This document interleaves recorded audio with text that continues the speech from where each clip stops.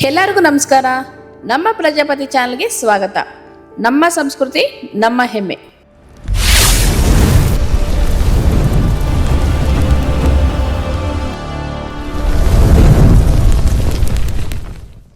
ಇಂದಿನ ಸ್ಪರ್ಧಾತ್ಮಕ ಜಗತ್ತಿನಲ್ಲಿ ಎಲ್ಲರೂ ಹಣ ಸಂಪಾದಿಸುವ ಉದ್ದೇಶದಿಂದ ಕೆಲಸ ಬಿಸ್ನೆಸ್ ಹಿಂದೆ ಓಡ್ತಾ ಇದ್ದಾರೆ.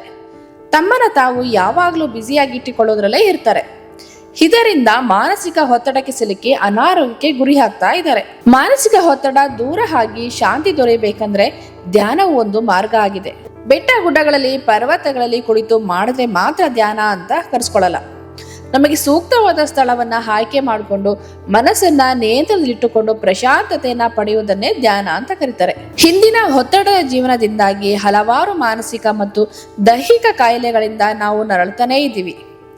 ಈಗ ಅತಿ ಚಿಕ್ಕ ವಯಸ್ಸಿಗೆ ನಾವು ರಕ್ತದೊತ್ತಡ ಮತ್ತು ಮಧುಮೇಹದಂತಹ ಸಮಸ್ಯೆಗಳಿಂದ ತಮ್ಮ ಆಯಸ್ಸನ್ನು ಸಹ ಅರ್ಧಾಯುಷ್ಯ ಎಂಬಂತಾಗ್ಬಿಟ್ಟಿದೆ. ಈ ರೀತಿಯಾದ ಮಾನಸಿಕ ಮತ್ತು ಶಾರೀರಿಕ ಸಮಸ್ಯೆಗಳನ್ನ ನಿವಾರಿಸಿಕೊಳ್ಬೇಕಂದ್ರೆ ಧ್ಯಾನ ಮಾಡಲೇಬೇಕು. ಧ್ಯಾನದಿಂದ ನಾವು ಸಕಾರಾತ್ಮಕ ಆಲೋಚನೆಗಳನ್ನ ಬೆಳೆಸ್ಕೊಳ್ಬಹುದು ಹಾಗೂ ಶಾಂತವಾದ ಮನಸ್ಸು, ಏಕಾಗ್ರತೆ, ಮಾನಸಿಕ ಸ್ಪಷ್ಟತೆ, ಸುಧಾರಿತ ಸಂವಹನ, ಖಿನ್ನತೆ ಇರುವುದಿಲ್ಲ.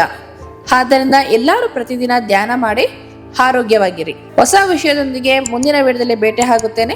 ಅಲ್ಲಿಯವರೆಗೂ ನಮಸ್ಕಾರ. ಶುಭವಾಗಲಿ.